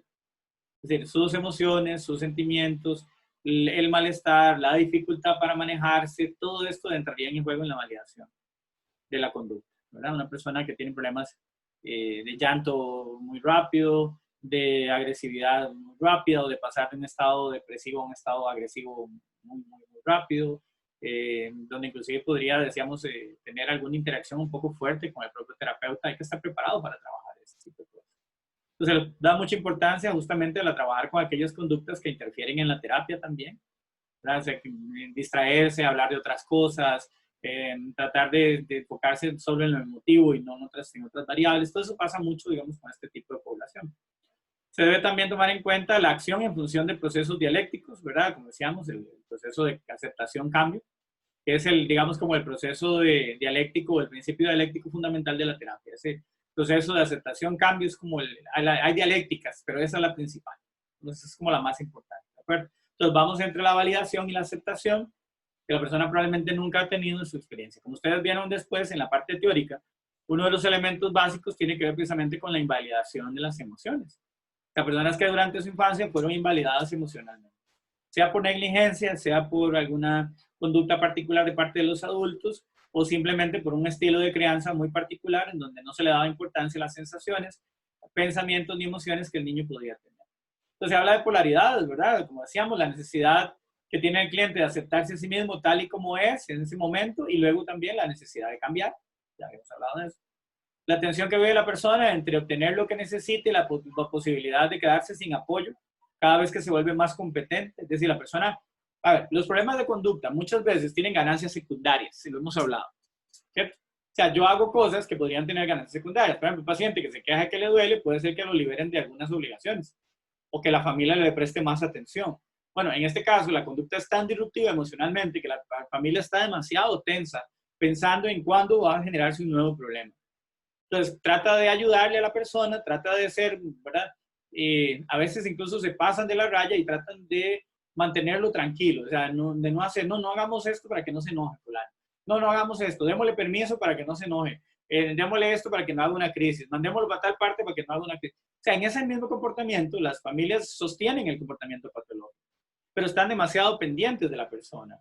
Entonces, es claro que conforme la persona va aprendiendo a autorregularse y va necesitando cada vez menos apoyo, menos soporte de los demás, por supuesto que va a encontrar en el entorno, bueno, ahora sí se le puede decir algo y tiene que irse acostumbrando también a que el entorno va a cambiar conforme yo voy cambiando y me voy haciendo cada vez más competente. Entonces tiene un costo, digamos, incluso ir saliendo adelante de los problemas tiene un costo emocional, psicológico, de reforzamiento, de atención, etc. Y eso hay que trabajarlo, por supuesto. Y la confirmación de los puntos de vista del cliente sobre sus dificultades, por ejemplo, de que no puede solo, de que no necesita, etc. Y ver que necesita aprender habilidades que le alivien el sufrimiento, ¿verdad? Interacciones personales, asertividad, comunicación, bueno, resolución de problemas. Hay un montón de habilidades que tiene que aprender para poder reincorporarse, digamos, al entorno familiar y a los entornos sociales, en donde ha estado alejado por mucho tiempo debido a sus problemas psicológicos. Entonces, ¿cuáles son estos fundamentos? Bueno, parte de estos son fundamentos teóricos del modelo del enfoque, ¿verdad?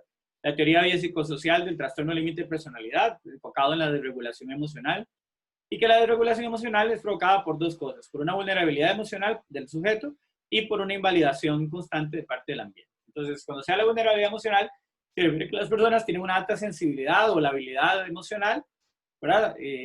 Sobre todo ante estímulos negativos, es decir, reaccionan muy fuerte, con gran intensidad, muy excesiva ante situaciones que tal vez no lo merecen.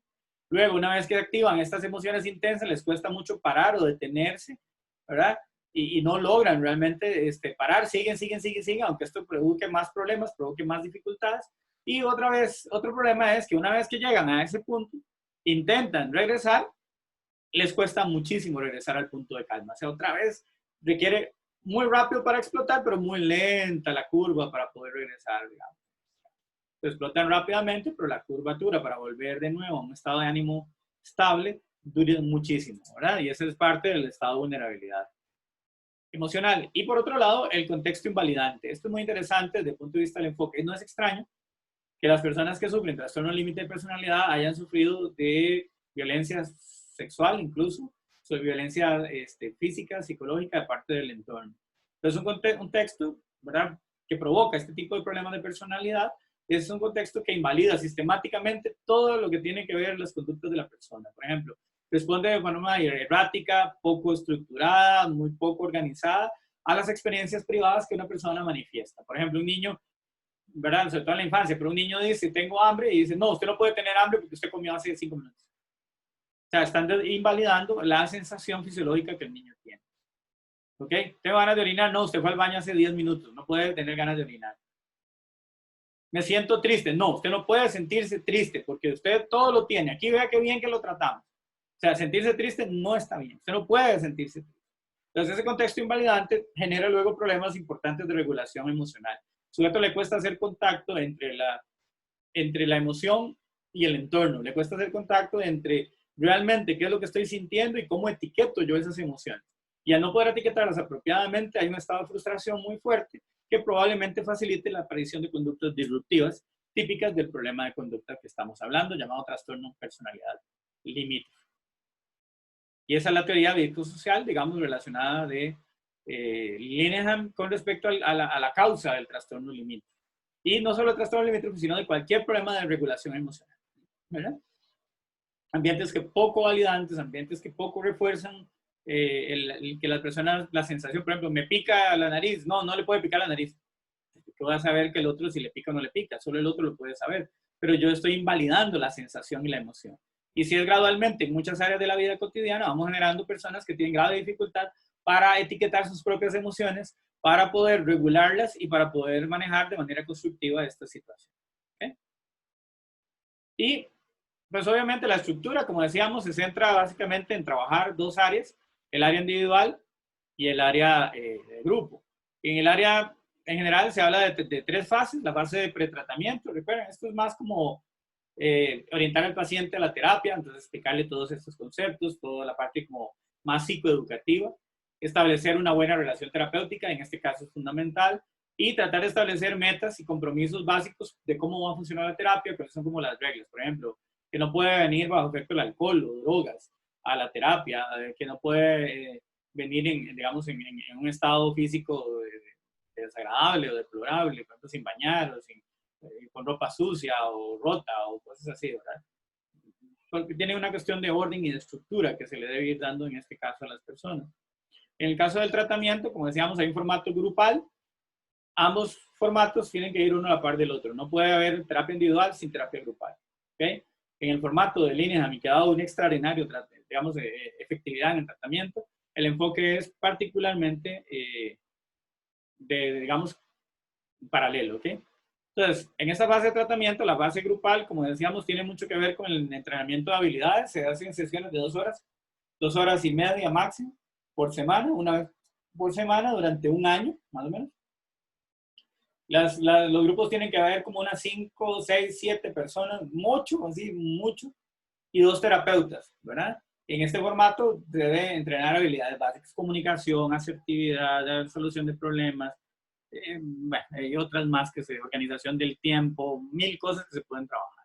En el formato individual, las sesiones de 1 hora también por semana, se trabaja la motivación, se trabaja en conjunto situaciones que pueden estar pasando, que se entrenaron en la terapia grupal, cómo, digamos, traerlas a la parte individual y cómo se puede trabajar, situaciones especiales, casos particulares, ¿verdad? Cómo trabajar específicamente eso. También hay llamadas telefónicas de apoyo que facilitan la generalización y que obviamente al principio pueden ser semanales, pero que gradualmente van siendo cada vez más espaciadas para lograr la separación, digamos, del paciente-terapeuta y sobre todo para lograr la generalización y mantenimiento de las conductas.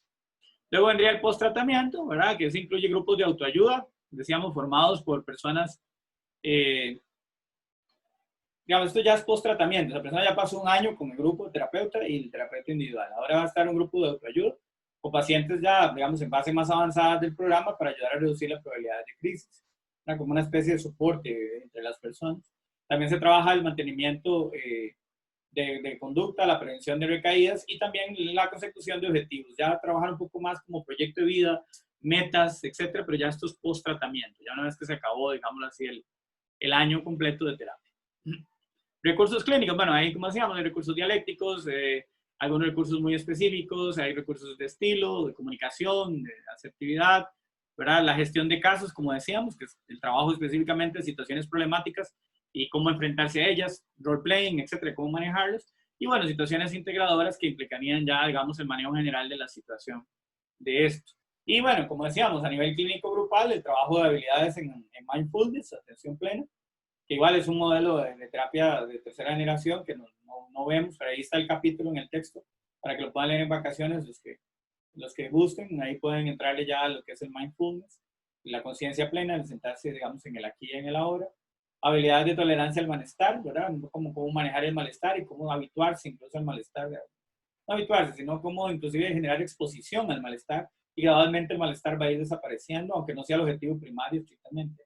Habilidades de regulación emocional, ¿verdad? Como observar las emociones, ver cuáles son los estímulos que la desencadenan, qué herramientas puedo utilizar para manejarlas, qué consecuencias pueden tener el manejo adecuado o no adecuado de las emociones. Para todo lo que tiene que ver con el manejo de regulación emocional, que algo se menciona en el texto, pero probablemente se puede ampliar un poco más leyendo sobre terapia dialéctica. Y habilidades de eficacia interpersonal, ¿verdad? Que tiene mucho que ver con habilidades sociales y con el manejo que se puede hacer sobre estos elementos, ¿verdad? Entonces, básicamente, ese sería, en términos muy generales, la revisión de los 2 enfoques de terapia.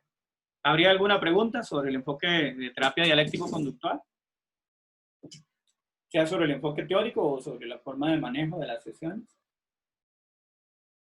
Ya lo he trabajado algunas veces, básicamente cuando he trabajado casos de trastorno de personalidad limítrofe, pues sí he tenido la experiencia de manejar algunos casos, no muchos, porque también es muy desgastante. Yo no recomendaría tener más de 2 a la vez durante ese proceso, pero sí recomendaría que si tienes un caso desde ahí, hay que trabajarlo desde terapia dialéctica conductual y seguir las pautas de la doctora Linehan. Que por dicha tenemos la ventaja de que ambos autores, tanto Stephen Hayes y bueno, otros colaboradores de la terapia de aceptación y compromiso, y la doctora Linehan son personas que realmente son todavía bastante jóvenes y entonces estamos justamente en un momento histórico de desarrollo de ambos enfoques terapéuticos. Junto obviamente con los otros, ¿verdad? El mismo Collenberg, Seitz, la doctora Seitz es un súper joven, el doctor Collenberg un poquito más viejillo, pero ambos han desarrollado la terapia analítico-funcional también, un terapia excelente, con muchos elementos de trabajo, muy enfocado en la interacción terapeuta-paciente, de manera muy particular. Hay un volver, digamos, sobre ese elemento de la relación terapéutica. ¿Preguntas?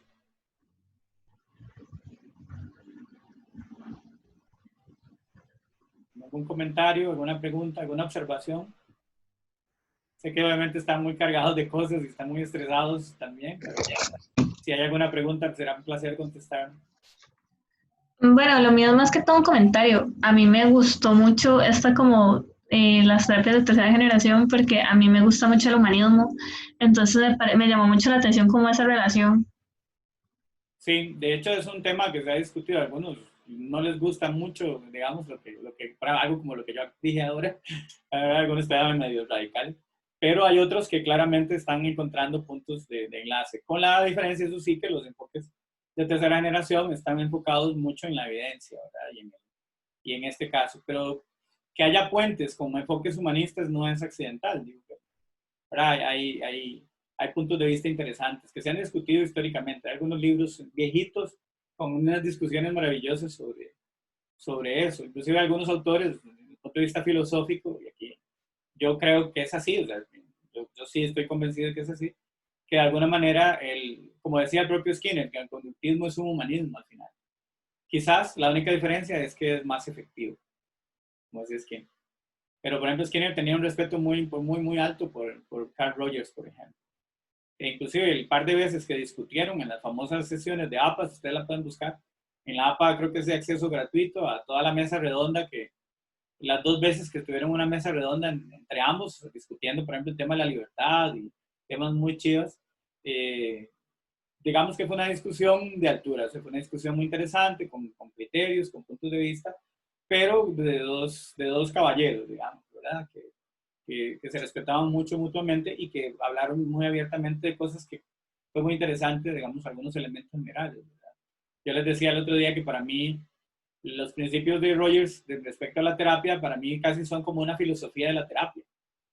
Es decir, la aceptación incondicional, la empatía y la congruencia, que son los 3 principios básicos de la terapia rogeriana, quizás yo no los consideraría elementos de terapia estrictamente, o técnicas de terapia, como él incluso en algún momento lo sugería, pero para mí sí es una filosofía general de la psicoterapia. O sea, yo no entendería, o me costaría entender o concebir, un terapeuta que no sea empático, que no tenga aceptación incondicional y que no sea congruente, ¿verdad? Yo creo que si usted no tiene esas 3 condiciones, no puede ser terapeuta, independientemente del enfoque que usted quiera.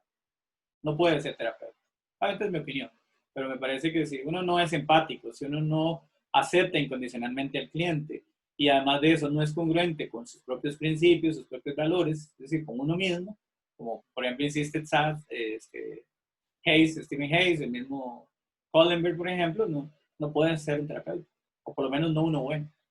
Pero sí, es un tema interesante, es un tema que se las trae, digamos. Habrá que ver si a los humanistas les gusta también. Pero bueno, algunos que conozco son muy chidos, gente muy tanis, gente que realmente se puede conversar, es una maravilla. Entonces eso también. Pero bueno, desgraciadamente no hay una formación sólida en la escuela desde el humanismo, parece que hay algunos profesores humanistas, pasa igual que con el conductual, ¿verdad? Hay algunos profesores conductuales y te formarás y te influirán de alguna manera solo si tienes la buena suerte de topar con él. Pero es todo un tema, sí. Debería ser más sistemático, pero no. Pero bueno, gracias por el comentario, me parece muy atinado. Sí, de hecho, profe, no sé si usted ha leído este libro y me parece como muy interesante porque también lo veo como con un puente, uno que se llama Flow, que es 2 puntos, la psicología de la felicidad bueno, no voy a decir el nombre. A ver, dígalo, ese es el nombre más difícil del mundo, ¿no? Sí, no, definitivamente. ¿Cómo es que se llama? Mihaly Csikszentmihalyi. Ajá, algo así. Sí, es que el tipo creo que es de origen esloveno o eslovaco, no me acuerdo. Es esloveno, sí, tiene un apellido impronunciable. Sí, lo he leído, es muy interesante. Sí, yo creo que ahí está el puente. A mí, bueno, es que a mí siempre me ha interesado como la psicología que va más del lado como del deporte y más que todo, digamos, porque me llama mucho la atención ese estado, digamos, que logran los deportistas en algunos momentos y yo creo que va muy relacionado con el mindfulness y Sí, eso correcto. de estar, digamos, como muy presentes en el momento. Y ese libro es como una cátedra que yo tuve la oportunidad de leerme el primer año de psicología y desde entonces quedé, digamos, como encantado con ese enfoque. Y sinceramente, digamos, como quería ver en terapia ese enfoque, digamos, como entenderlo así, como desde esta terapia que en sí mismo tiene presente, como todo esto del mindfulness, cómo se aplicaría o Sí, yo digamos, sí cómo te se... recomendaría que leas sobre terapia cognitiva con mindfulness. Creo que eso te haría un clic importante con eso. Con las Sí, experiencias de flujo y toda la idea de Mihaly, ujú, ¿verdad? Que sí es casi impronunciable. A mí me costó como 2 años aprenderme el nombre. sí, Pero, yo me lo aprendo. sí, digamos, el trabajo original, sí hay que tener, digamos, el cuidado. Ahora, eso ya es un punto de vista muy personal, de que hay algunos autores, él no, pero hay algunos autores de la línea como de psicología positiva que se vuelan ya mucho como esto de, ya no sabe uno cuál es la diferencia entre eso y el pensamiento positivo, el secreto y todas estas cochinadas, ¿verdad? Entonces sí hay que como que leerlo con cuidado. Algunos autores como que se están yendo más allá de la cuenta, pero el caso de Csikszentmihalyi es un tipo muy interesante y la lectura de él, particularmente todo lo que tiene que ver con las experiencias de flujo, es muy interesante. Y está Sí, no, ligado, para mí sí está muy ligado con el mindfulness, totalmente, en eso estoy de sí. acuerdo con vos. De hecho, no, o sea, cuando yo lo empecé a leer, yo dije como, ay, no, este es uno de esos libros de tú puedes con todo y no sé qué, vas a hacer, o sea, si lo piensas vas a lograrlo, pero sinceramente el señor pone o plantea, digamos, como ciertas cosas que tienen su, digamos, como su respaldo. Entonces, a mí me parece como importante, digamos, la lectura que él hace. Sí, digamos, como que le entré con cuidado, pero ya como a la mitad del libro yo dije como no, esto tiene, digamos, como sus referencias. Empecé, digamos, como a buscar las cosas que él había puesto ahí en referencias y me parecieron, digamos, como bastante pertinentes.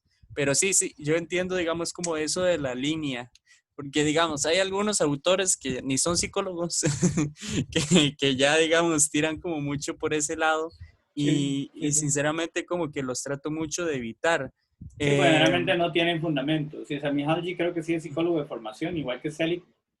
Selig ujú, incluso fue presidente de la APA y todo en algún momento. Y sí se enfocan mucho en algunos elementos interesantes. Hay trabajos muy interesantes de psicología positiva, sobre todo en términos del reconocimiento que tiene que ver con cómo las personas son congruentes, por ejemplo, cómo las personas, si son congruentes con sus valores y sus principios, son personas más felices, digamos, entre comillas. Siempre teniendo el cuidado de que la felicidad son momentos, son ratos, son situaciones, no es un estado, ¿verdad? Que en eso sí hay que tener mucho cuidado porque algunas tendencias de por ahí sí van como en esa línea, ¿no? Vamos a ser felices, no, eso no, eso es raro. sí, pero Pero bueno, hay algunos libros que yo, lastimosamente, y eso ya es una opinión un poco propia. Bueno, resulta que mi padre me dijo como, ay, yo le puedo recomendar unos libros ahí de psicología. Y yo dije, ay, sí, voy a ver qué me recomienda, ¿verdad? Y verdaderamente eso es lo que me molesta un poco, digamos, como de ese tipo de autores. Y de verdad, yo siento que a veces pueden servirle a la persona, pero más que servirle, a veces son como un daño, sí hay que digamos, a tener, su digamos, manera de pensar y así. el cuidado de que si uno toma algún concepto, integrarlo en un procedimiento terapéutico que tenga evidencia. Por eso insistimos Ujú, mucho los analistas ujú, conductuales demasiado en el asunto de la evidencia, ¿verdad? Inclusive hay temas, digamos, técnicas que uno podría importar de otros enfoques que son muy valiosas, pero que tienen evidencia que funcionan. Por ejemplo, la silla vacía es una técnica gestáltica, que de hecho eso es un hueco también en la formación de ustedes. Ustedes no llevan casi nada de gestal o nada en toda la carrera. Es un enfoque vedado casi de la escuela de psicología, ¿verdad? Una clase, eso llevamos, una clase. Imagínense, ok, ¿verdad? O sea, la psicología de la gestal pues tiene sus asuntos, los que obviamente yo puedo compartir y otros no, pero hay técnicas, por ejemplo, como la silla vacía, que han demostrado que son eficaces para la regulación emocional, o sea, que le ayudan a las personas a lograr o facilitar procesos de duelo y la regulación emocional. Hay evidencia, hay estudios sobre eso. Entonces, no se puede, digamos, uno puede utilizarla en un modelo, a pesar de tener un enfoque conductual o de tener un enfoque de tercera generación, se puede utilizar porque está basado en evidencia. La evidencia dice que funciona. y que ayuda a la persona, que es lo que al final de cuentas estamos buscando todos. Y en estos enfoques de psicología positiva hay que, digamos, el concepto de flujo está muy ligado a procesos de experiencia de sensación plena y de mindfulness, pero sí hay que leerlo, digamos, con cuidado y tener siempre una visión crítica de lo que estamos leyendo, que en eso estoy totalmente de acuerdo. Pero es muy interesante. Y lástima que sí, que no leen Gestalt. Bueno, léanlo por aparte, de nuevo. Hay en vacaciones, aprovechen el tiempo para leer. Supongo que algunos dicen, no, psicología no quiero leer, pero bueno, los que somos fanáticos leemos todo el tiempo y leíamos todo el tiempo. Sí, yo siento que ese es un hueco en nuestra... Es que encuentro tantos huecos a veces, digamos, como de información que nos están brindando. No digo que, digamos, esté mala. Correcto, es que pero hay algunas cosas que son necesarias de profundizar y otras que no son tan necesarias de profundizar. Sí, exactamente. Pero... es eso, no es que lo que se esté mal, sino que faltan cosas. Sí, faltan cosas. Pero perfecto. Pero okay. Sí, yo creo que eso sería, digamos, como ese hilo que yo encontré en esa lectura. No, entonces, pero si leas más, ahí te vas a dar cuenta de algunas cosas, digamos. Vas a encontrar un poco más de hilos o más fuentes incluso. Sí, profesor. Y digamos, vieras que yo he pensado un poco como en la clase de terapia que llevan, digamos, como algún tipo de deportista. Porque esa es otra, que a mí me genera, digamos, como un... Psicología del deporte me genera como un duelo ahí, porque primero, digamos, como que entiendo, digamos, las bases y por qué se quiere hacer así. Había un módulo, pero yo no sé si todavía existe. Yo creo que sí, pero no estoy muy seguro. Un pero tiempo lo había dado Armando Campos, el psicoanalista social chileno, lo daba porque él había tenido alguna experiencia, según recuerdo, sobre todo a nivel, creo, de fútbol, en un par de equipos de fútbol de primera división en Chile y tenía algún conocimiento sobre esa parte específicamente. Sí. Pero sí, sí hay áreas que están dejadas de lado. Sí. Es complicado. De hecho, todavía está el módulo, por si estás interesado que lo busques. Ok. Sí, no, yo tengo como varios módulos ahí que me interesan y lastimosamente yo creo que no voy a poder seleccionar todos. Lo de los módulos era toda una historia. Así que a veces uno llevó módulos que ni quería llevar, pero que no le quedaba otra por horario o por lo que fuera, ¿no? Otros sí, digamos. Pero yo llevé uno de comunicación y no sé qué, que la verdad lo llevé por horario. Pero también llevé uno de religión, psicología de la religión, que de hecho lo llevé con Tapia, con el doctor Tapia, con Javier, que bueno, es un colega que tengo mucho cariño, tengo mucho respeto, fue mi profesor y ahora pues somos compañeros, colegas, ahora hacen algunas cosas. Y Tapia dio un módulo de psicología y religión que fue bastante bueno, muy bueno, muy interesante. Muchos pleitos, eso sí, pero bueno, hay buena gente, sobre todo los que son creyentes fanáticos la vieron muy mal en ese curso. Sí. Y eso que el profe es católico, ¿verdad? Practicante, que es el profe Tapia. Profe, pero sí, de hecho, o sea, lo que yo sí quería como cuestionar un poco es como qué tan, y yo sé que tal vez no va como tanto en línea, pero a la vez sí, esto de que uno tiene que enfocarse, digamos, como en personas ya con esas problemáticas, por ejemplo. Que digamos llegan y vienen con un problema y digamos hay que llevar un proceso con estas personas. Yo sí me cuestiono, digamos, el porqué de hacer constante, digamos, como la terapia a algunos deportistas. Porque yo, o sea, sí veo deportistas que de verdad yo digo, sí, necesitan ir porque y por problemas de agresividad, por cuestiones, es diferente, digamos, como... ¿verdad? El psicólogo deportivo, el trabajo de un psicólogo deportivo no es un psicólogo clínico. Por eso yo creo que son cosas diferentes. Si yo, como psicólogo deportivo, que no es mi área de especialización, pero algo sé, yo veo que una persona tiene problemas más allá, obviamente, del asunto de la concentración, del deporte, etcétera, etcétera. Lo mismo de siempre, la vieja confiable, como dicen, es preferir. ¿Verdad? O sea, si un problema tiene problemas de depresión o tiene problemas laboral, digamos, de comportamiento, de control de la ira, por ejemplo, o tiene problemas de interacción con los compañeros, o interacción social, o etcétera, etcétera, sí hay que referirlo. No es el psicólogo deportivo el que trabaja con él en esos aspectos. El psicólogo deportivo se enfoca en mejorar los aspectos que están relacionados con el rendimiento, no con la parte personal. Eso ya se refiere a la gente. Eso es una cosa que yo no sabía. Ok. Pero sí, yo creo que iría, digamos, como, bueno, yo sí creo que este enfoque que tenía este autor, que no voy a decir de nuevo el nombre, o digamos, como esto de estar siempre, bueno, de utilizar el mindfulness, creo que al menos esas técnicas son apropiadas, digamos, como para ayudar al deportista, digamos, Ah, como sí, así. claro, por supuesto. Por supuesto, porque un deportista que está preocupado porque juega el miércoles la final, digamos, en este momento, digamos, el partidillo del miércoles entre la Liga y Saprissa, yo debería estar enfocado en el día de hoy. O sea, yo estoy tranquilo, ya entrené, estoy en mi casa, estoy descansando. No debería estar pensando en el partido del miércoles, que todavía queda el entrenamiento de mañana. Y de aquí al miércoles pueden pasar muchas cosas. El miércoles a las 8:30, no sé si el ministro de Salud nos va a clavar otra vez, nos va a quitar el mejenga de nuevo, porque hey, algo pasa, o la cuestión epidemiológica. Si yo paso anticipando cosas, probablemente sí hay que trabajar mindfulness con estas personas, porque son los que llegan ansiosos a la cancha, al partido, y no rinden como deben rendir, por ejemplo. O cosas de ese tipo. Pero bueno, son temas ya específicos de psicología del deporte. No sé si tengo algún material por ahí que te pueda facilitar. Voy a buscar tal cosa, mandame un correo. Debo tener un par de libros, tal vez no muchos, pero un par de libros sobre eso. Sí, ahí tal vez le puedo mandar Sí, un correo. mándame un Pero correo. gracias, profe. Pura vida. Bueno, ¿alguna pregunta respecto al tema de hoy? Si no, entonces dejamos profe, aquí yo y tenía dentro de una un rato duda. la subimos. Sí, dígame. Pero no respecto al tema, sino a cuestiones más administrativas, sí.